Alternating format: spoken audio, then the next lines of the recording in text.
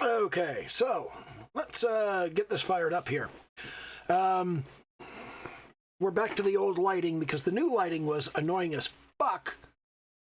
The little bit of additional fill lighting on this side of my face was putting a big bright light right in my face over on the side of the camera. And I just went back and forth. I said, can I turn it down a little? What's the difference if I turn it off? I looked back and forth at the image quality, and I was just like, it's not enough of a change. It's not worth it.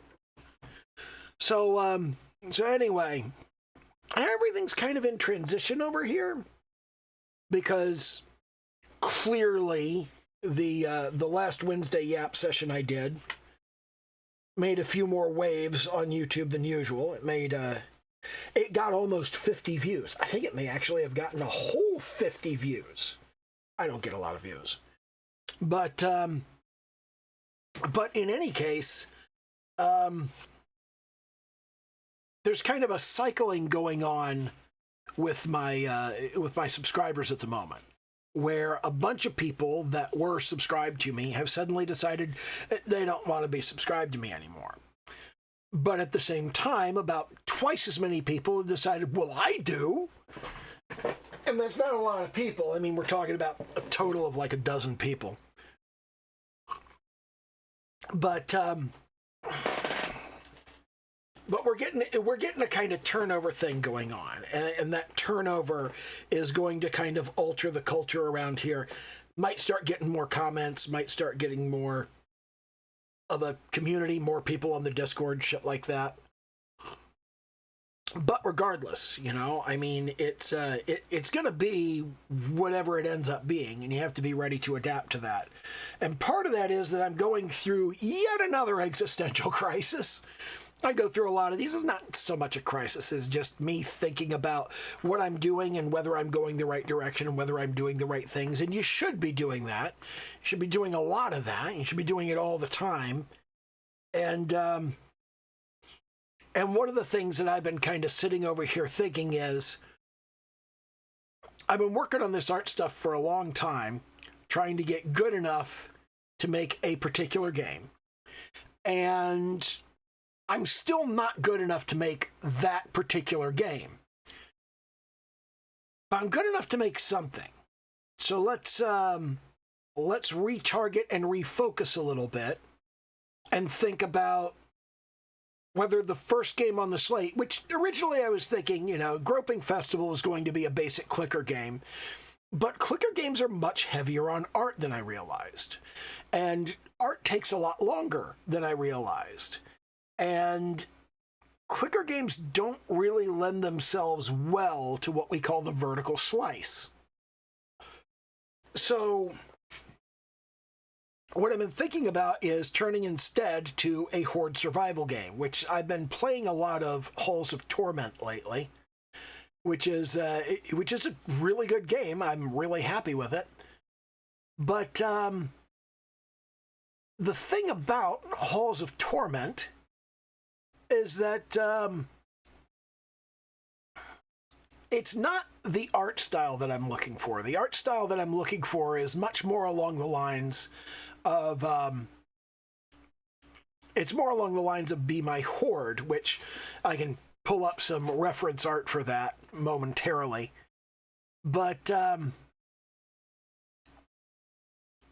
there's definitely an opportunity here for me to start working on something else and to actually get something out there. And it's fairly simple when you are developing a game to get yourself a demo up on itch.io, and then from that demo you move on to a pay what you want model and get people to pay in enough that you can afford to put the game on Steam. And once you put the game on Steam, you upgrade everybody who already bought to the Steam version through requesting keys. And then after you've upgraded everybody over to the Steam version, then the itch.io version can just sit there and be like the intro. And you can call it like whatever, classic or something like that. And you don't necessarily have to continue updating it. I'm not sure whether I prefer that to continually updating the itch.io version so that it actually refers back to the Steam version, like giving a Steam key with the purchase of the itchy version. Hold on.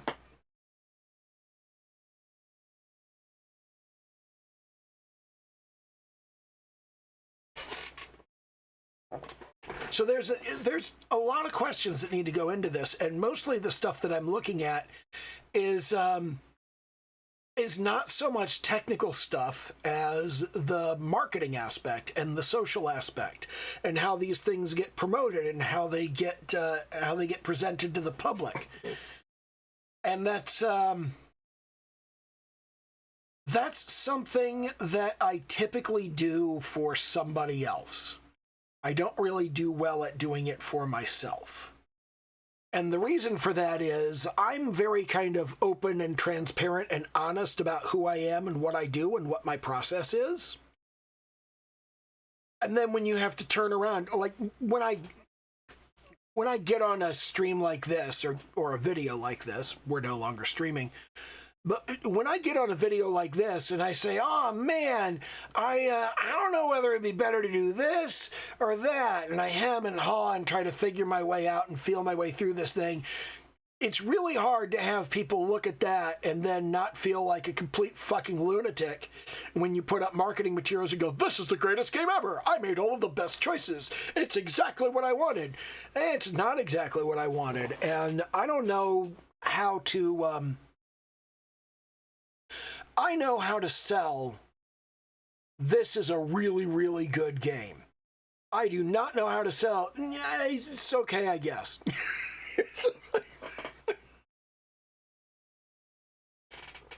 And I always tend to feel like it's okay, I guess, about everything that I put together. That's kind of where I am and how I'm working. Anyway... That's kind of the struggle that I'm working with. I'm not good at promoting myself in ways that get lots of people interested. You can tell because, I mean, look at my subscribers, look at my view count, look at my like count. You know, I am not a hugely popular person. That's fine. I don't mind that. I don't expect to be a hugely popular person.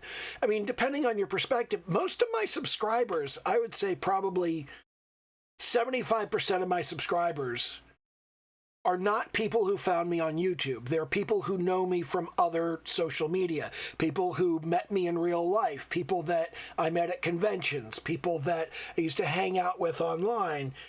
And if you've got 150 people that you used to hang out with who still want to hang out with you, a lot of people would call that pretty popular.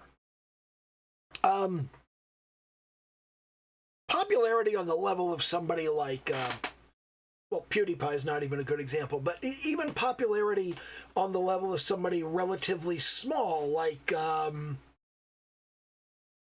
don't know, you look at some of these YouTubers that are just starting out and they've got like 5,000-10,000 subscribers. Even popularity on that level, where you're not talking about millions or even hundreds of thousands, you're definitely not getting any kind of YouTube play button in the mail.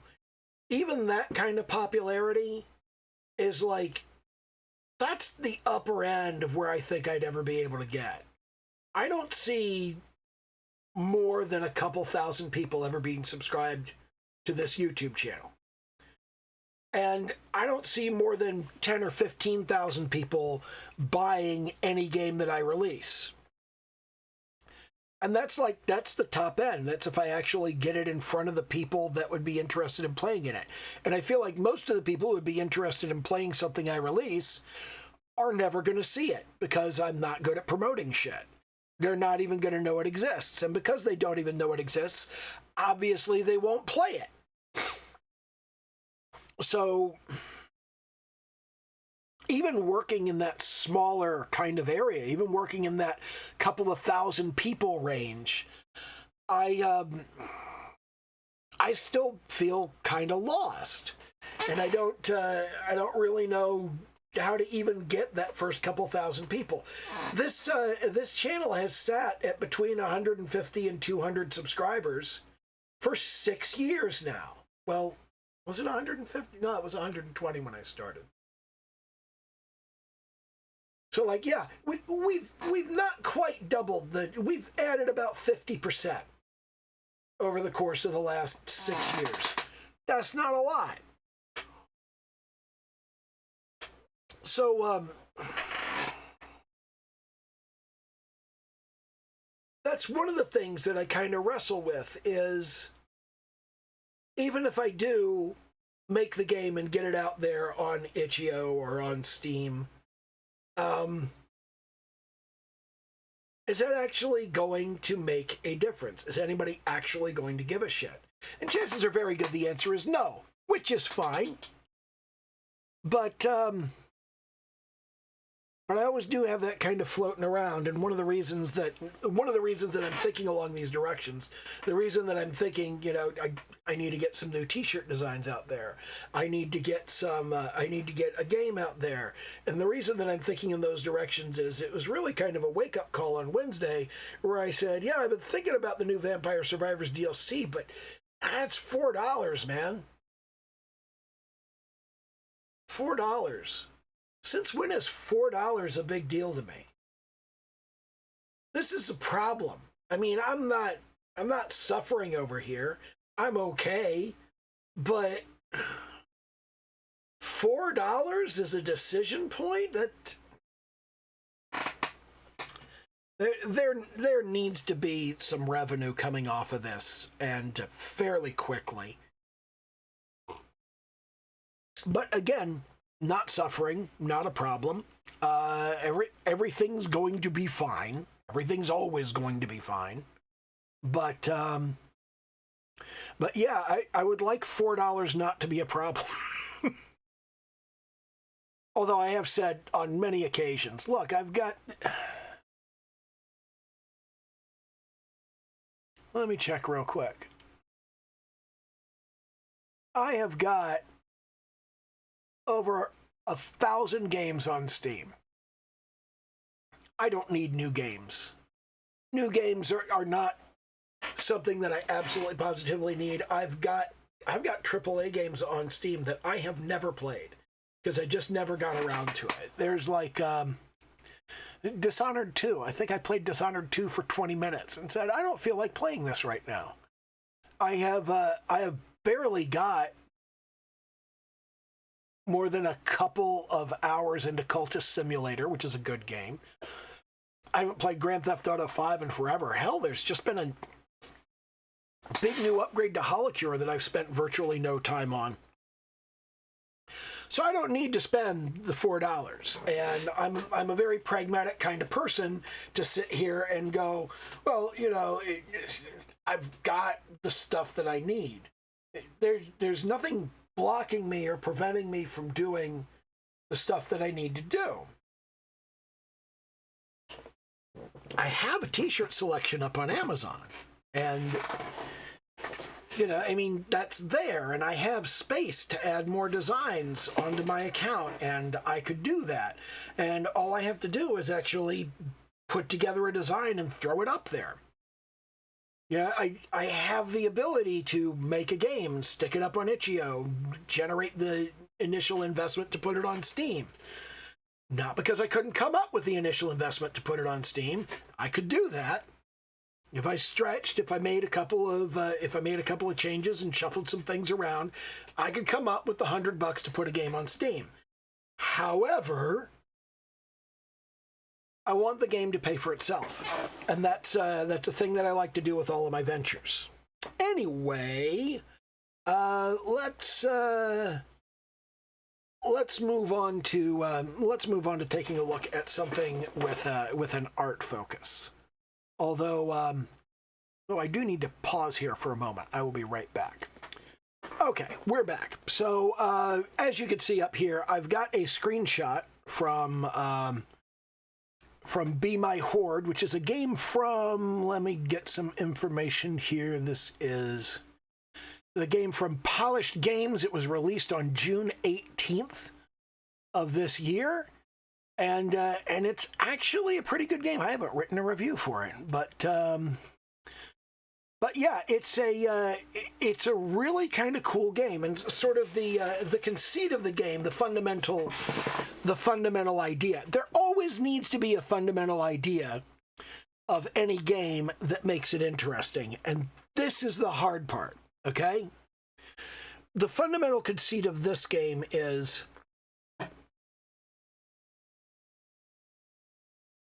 Hold on.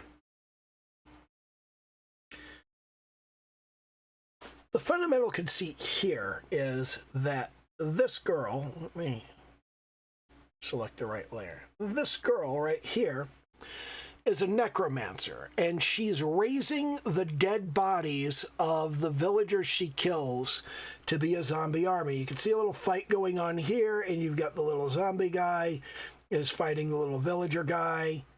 And here's another little villager guy over here who's running away. We'll get him later. And the idea here is that as she kills these guys, they will become zombies that join her horde. So as she kills these individual enemies, the enemies join your side. You convert them.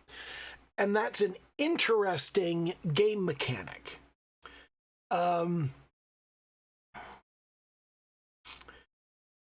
One of the things that is kind of sticking with me is that I don't have a cool, interesting game mechanic like that for my Horde survival game.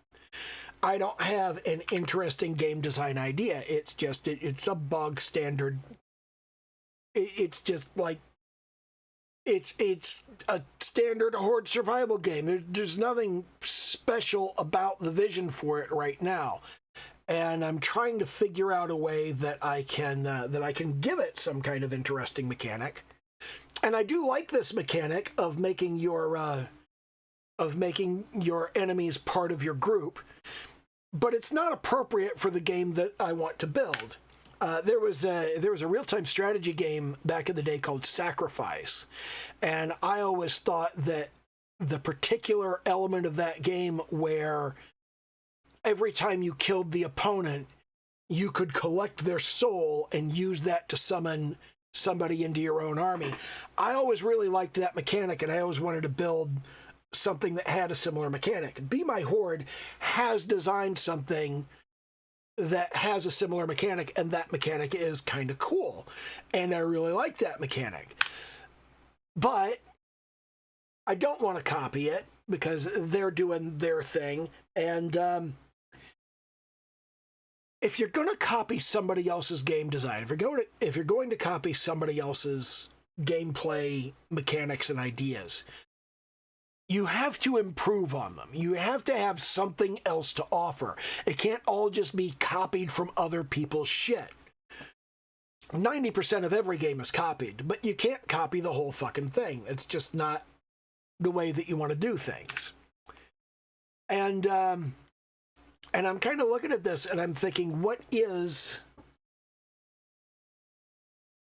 the new and different element that Stop Groping Me brings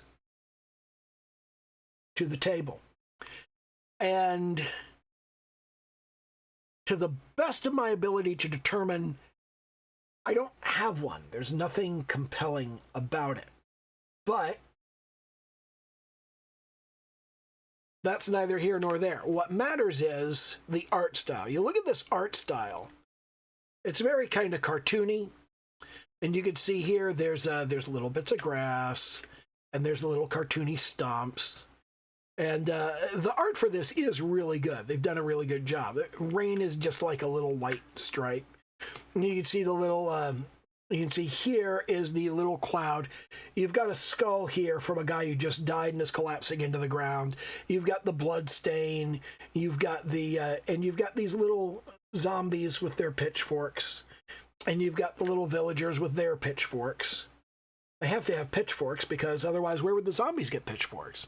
That's where the zombies get them. But you can see they're just they're basically chibis, you know? They're just little...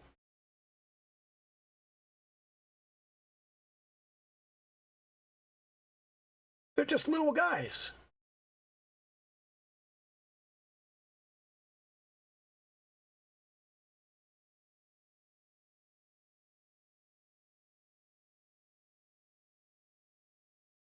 And that's not terribly difficult in terms of an art style. You know, I mean, obviously, you'd want to put a little more effort into it and not just have a doodle, okay? But there is kind of a doodly, cartoony art style to it, and that is fine. I can do art in this style. I have the ability to do that. There's also a fair amount of shading and highlighting.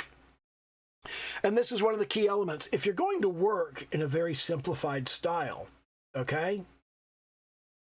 Working in that simplified style is one thing, but the way you clarify that you're not incapable of working in a more advanced style, you're choosing to work in this style, the way you communicate that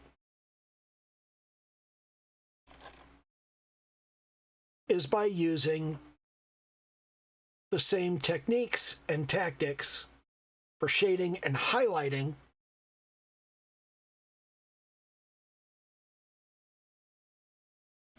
that more advanced artists use. And by putting those high-level elements into it, you can see here there's shading on the edge of the... You can see there's shading on the edge of the hat over here. There's shading under the hat on the face. You can see the highlight on the pitchfork. You can see the blood on the pitchfork. You can see the blood on the hand over here, the little blood bits that are installed on the sprite. And all of these little higher quality elements of the shading and whatnot, they clarify and communicate, hey, this isn't crappy art. This is deliberately simple art. And that's one of the key elements when you're working with a simple art style. You don't want people to think you're just a shitty artist. So you have to put those extra little touches in there and go, I know what I'm doing. I've just chosen to do something simple.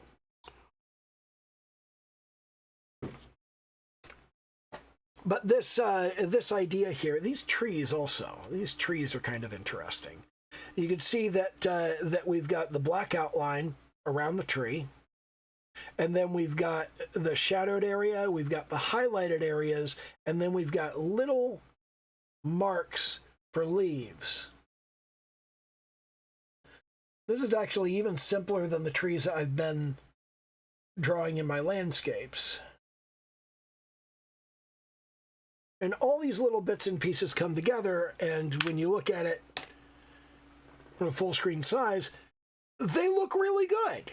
You know, that looks like a tree, just like that looks like a stump over there. Just like that looks like grass. That looks like a rock. A rock over here we haven't really looked at. But you come in here, and it's kind of sort of textured, and you've got the highlight and the mid-tone and the shadow and the black outline around it, and you've got this little blade of grass behind there that communicates to you this is not a hole in the ground, it's an object. And then you've got the shadow coming out over here, which again is that advanced element that tells you, hey, I'm not incapable of doing more complex art. I've chosen to do things very simply here. And you can see all of the various aspects of the environment. Like up here is a little water pool, and it's just kind of thrown together with an airbrush. There are, when you scroll in on it, there are these little blades of grass that come up into it to show that it's underneath. There are these rocks in it with a highlight, a mid-tone, and a shadow. You can see highlight, mid-tone, shadow. You've got little highlights in the water. You've got little darker areas at the edge of the water where you can see through it to the bank on the edge. And you've got here, you know, again, you've got highlight, mid-tone, shadow. And all of these are very simple, but they're very effective in communicating what it is that you want people to get about the environment. And that's accessible. That's something I can do. I mean, I can't necessarily do a character design like this. That's more complex and doesn't really fit the aesthetic of the game I'm thinking of anyway. But I can do stuff like this, and I can do something a little larger than this. I can do something a little larger than these, but not quite this. And I have a cast of characters. I have a series of ideas. What I don't have is I don't have the kind of I don't have the twist that makes the game worth getting. That's a thing that I need to build in there. But fundamentally what we need here is we need terrain, we need characters, we need environment. All of this is stuff that's acceptable to me. Oh, and you need effects. But all of these things, rain is also an effect. All of these things are accessible. I can do these. But when we talk about Groping Festival and we talk about the large-scale kind of prestige graphics, which are really more along the lines of this, which I can probably do on this level. I mean, this is still good. It may still be beyond the level that I can deliver. But that's something that's accessible. That's something that a little bit of effort could make happen. And instead of making Groping Festival, which needs literally hundreds of full-blown character designs, a Horde survival game would need fairly few. Now, one of the questions is how I'm going to do the animation, because there are a couple of different ways to do that. One of them is to draw the sprites individually, and you have, here is the sprite just standing there, and here is the sprite getting ready to attack, and then here is the sprite attacking.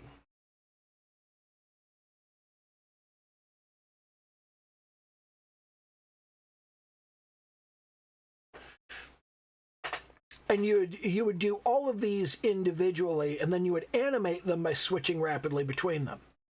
Alternately, you can do what is called a Bopsy model, or what used to be called the Bopsy model. I don't know if they still call them that. But it's kind of like puppeting, where you have your individual character, and here's your basic character function, but it doesn't have any legs. When you add the legs, you'll add them as separate graphics, and then you animate these graphics to look like the legs are going up and down and the character is walking. And you'd animate the hands and the weapon to look like the character is attacking. But these would all be individual graphics. You would have an individual graphic for the hands, you would have an individual graphic for the feet,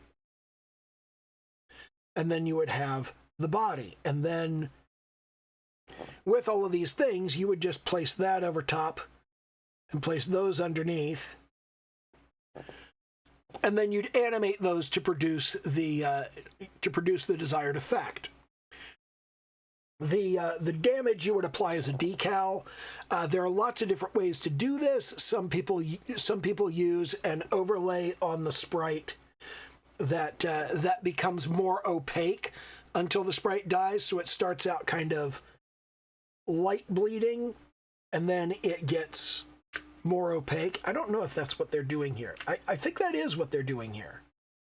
Yeah, I think they just make it more opaque as the character becomes more damaged.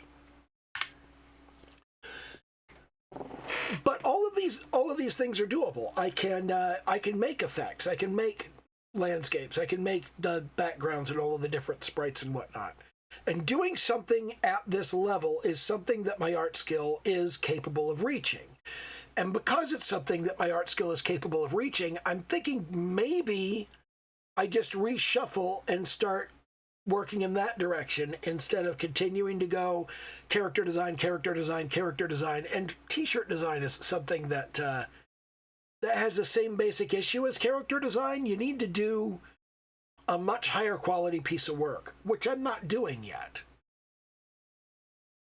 So I don't know. I feel like working on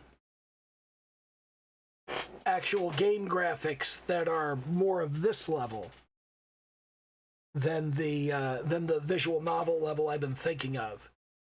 I think that might be a better choice of focus for the moment.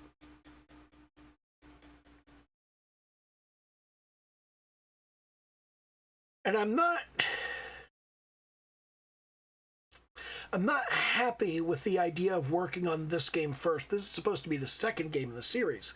But another thing I was thinking was I could retool this so this game was actually Groping Festival, and we could have kind of two channels. We could have the one side where, you know, you're the pervert who's going around trying to grope people, and then we have the other side where you're the victim that the army of perverts is trying to grope.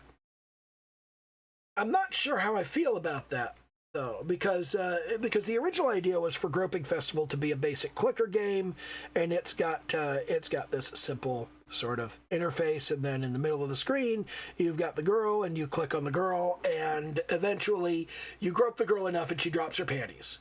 Ha, it's very funny.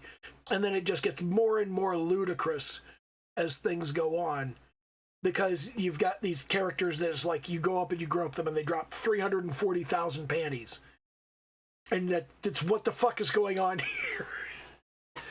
And that kind of gives you this whole thing where along the side you'd have, if you play clicker games, you know there are a lot of them that have these sort of build your army things, and there's an army that quote unquote exists.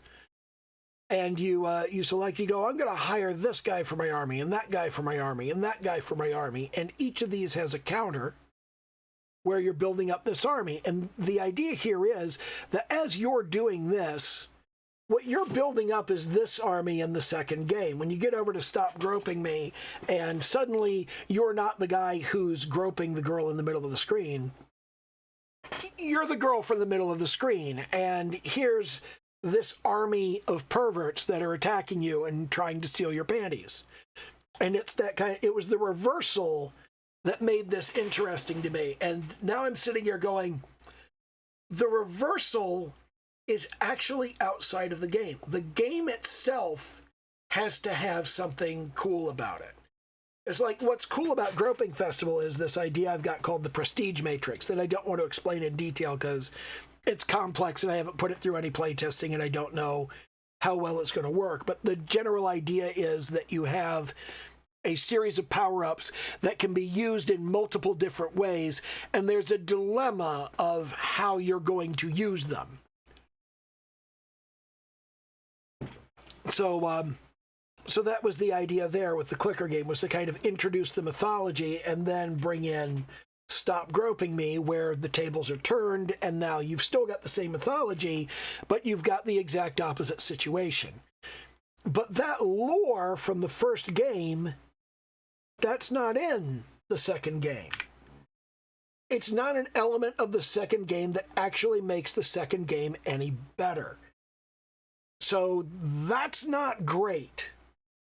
What you want is for each game to have its own special thing that is different. Like there's a tower defense game that comes after the Horde survival game.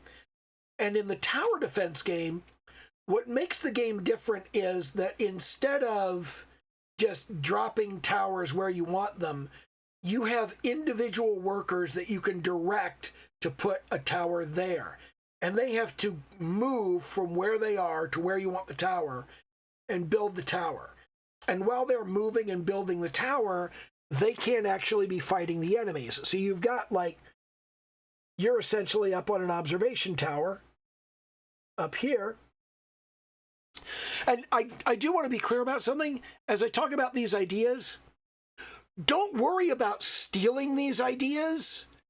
Ideas are fucking cheap. I mean, they're effectively worthless. They are everywhere. Any idea that I come up with, if I say, here's the idea that I had for a game, fucking hell, take it, run with it, do whatever you want with it. There's no way the two of us would possibly do the exact same game. There's no such thing as stealing my ideas. Ideas are everywhere. But anyway, the idea is that you're in this observational tower so you can see the playing field, and you've got 2 or 3 helpers down on the field that you are directing, that you're saying, hey, you, go and do this thing. If you don't tell them anything, they're still available to fight the enemy as they come through.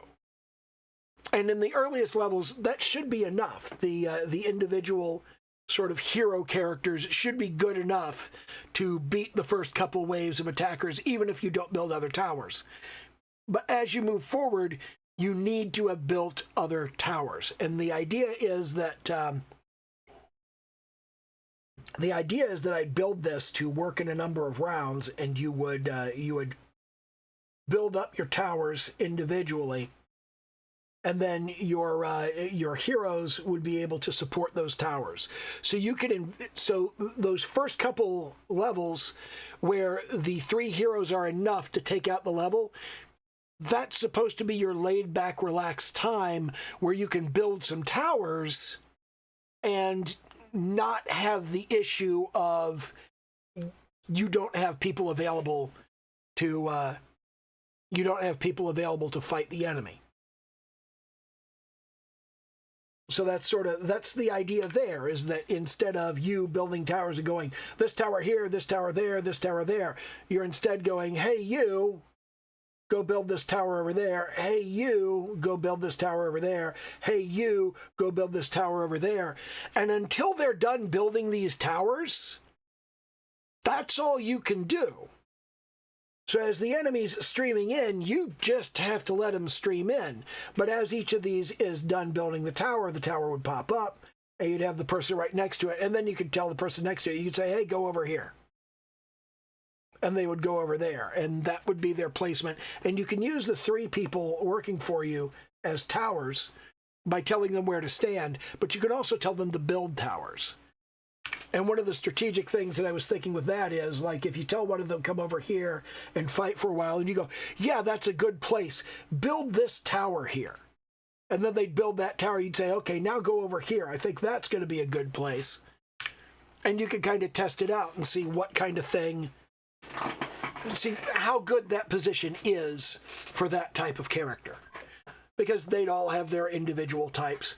And there's a lot of fertile ground for that. There's a lot of variation that you can add into that. But for the Horde survival game, it's like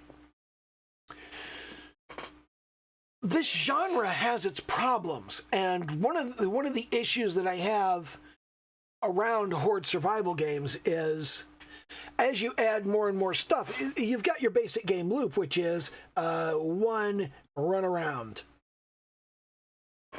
Number 1, you run around. Number 2, the next thing you do as you run around, you level up. Number 3, you have boss battles. Number 4, you die. It's important to die. That's part of the process. And then number 5, you buy upgrades. So this is how your levels unfold. And what happens here is that as you run around and you level up and you die and you buy upgrades, you complete various achievements and goals within the game, and that unlocks new stuff. You unlock new weapons and new accessories and new features. And as you unlock more and more of that new stuff, when you level up, it goes, hey, choose one of these things to add to your character. And as you have more and more things you've unlocked that could be added to your character, it becomes more and more difficult to plan and strategize with the character. Because when these selections come up, it's like, pick one of these 3 garbage things. You're like, I don't want any of those things. I'm trying to build something with that.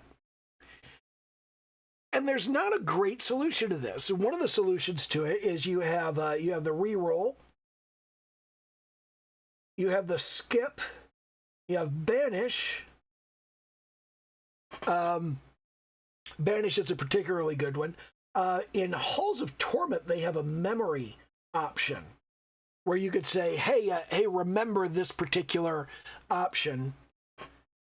And then next time I level up, keep that option in the list so I can choose it. Because there's 2 things I want here, and I can't decide which one to take, but I'll take this one first, just to remember that one so I can get it next time. And that's kind of useful, but you've got your rerolls, and you've got your skips, and you've got your banishes, and you've got your memories, and when I say skip, what I mean is that it gives you these various options, and you could say, I don't want any of those options. Let me just skip this, and instead it gives you like bonus experience or something. Halls of Torment does that in terms of Halls of Torment does that with half of your experience bar if you cancel out of a level up or out of an if you cancel out of an upgrade, if you cancel out of a treasure chest. You can't cancel out of a level up. That would make no sense. Bailing on a level up to get closer to another level up, just take the fucking level up. They also have a potion that doubles the effect of an upgrade. I think that's really cool. But yeah, that's these are kind of the 4 options that you get in Halls of Torment.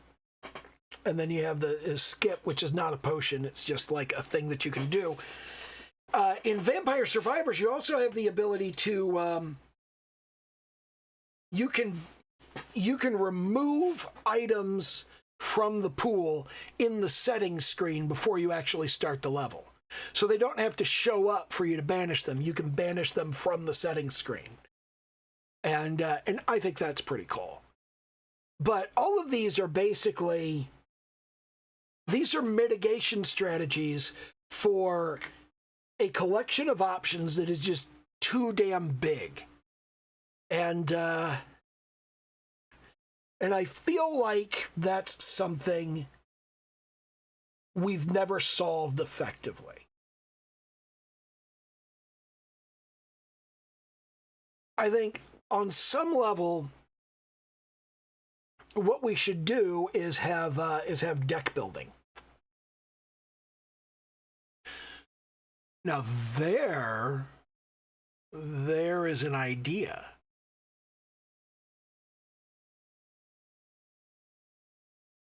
If you could build your deck of options. No, that makes the game less fun. A large part of what makes these games fun is being required by these 3 options, the limited set of options. That limited set of options requires you to choose things you would otherwise not choose. It's the same thing that they do with achievements. It's like there is an achievement in Halls of Torment where you have to apply frost 50,000 times with this specific weapon. Well, I don't like that weapon, and that weapon is not fun for me. I think it's dumb and stupid, and I don't want to do it. I don't like that weapon. But I want that achievement, and applying frost 50,000 times with anything is not easy. Applying it with a weapon you don't like and don't really understand how to use because it's frustrating, that's a whole different question. So I had to use it. I had to use the hell out of it. I had to get good at using it, and I had to figure out how to upgrade it, what upgrades mattered. And having to learn that to get the achievement means I don't hate that weapon anymore. Still don't like it. There's still better weapons. But but I don't hate it anymore because it made me learn how to use it. And that is something that happens over and over again in these kind of games, is you have to take a weapon you don't like, you have to take an accessory you don't like, you have to do a task that you don't feel like doing, because if you don't, you won't get the little shiny prize for it.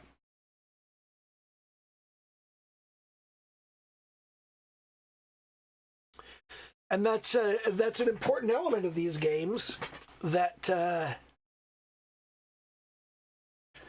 really isn't compatible with the deck building idea.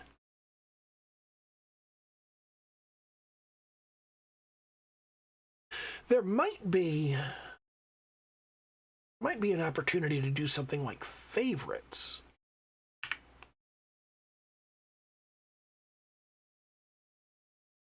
Or to let you select a certain number of upgrades when starting out. 20 Minutes Till Dawn does that. They let you choose your character and they let you choose your weapon. So you've got a character and a weapon that you choose, and that gives you an initial startup. And kind of the way that I'm envisioning Stop Groping Me working is you select your character, and once you've selected your character, you have a list of unlocked weapons, and you can pick which of those weapons you want to use. But that's also an unlocking thing, where you start out, there's exactly one level, there's exactly one character, there's exactly one weapon, and that's just what you deal with. And I've been thinking in terms of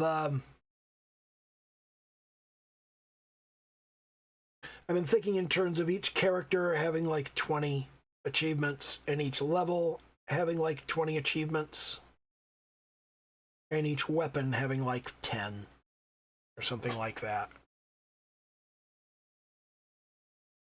And that may be related to like other stuff. And there would be things like, unlock the weapon and complete the run with the weapon. Complete the run with the weapon and no other weapon. Evolve the weapon with this other weapon. Stuff like that. But I haven't really figured out how to put a compelling game mechanic onto a Horde survival game, because it feels like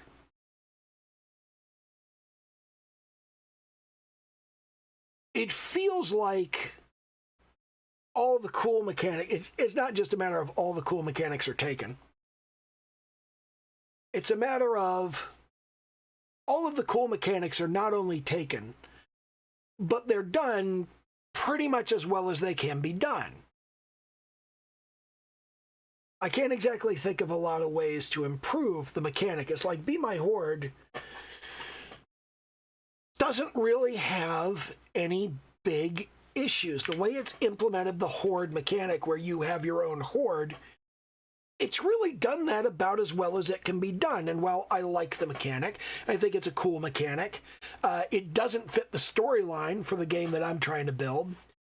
And even if it did, I can't think of any way to improve on that. And if you can't improve on it, if you can't make it better, then you're just cloning somebody else's mechanic, and that's bullshit, So, I don't know. I've kind of used up the entire video just rambling about game design concepts, and I apologize for that. That's not what I intended to do, but it is kind of what I ended up doing. So I guess that's what we end up with. Now, I did show up, and thank you for showing up. And that's pretty much it. Do the little YouTube dance. Hit the like button, leave a comment, maybe subscribe if you like this type of shit. We're going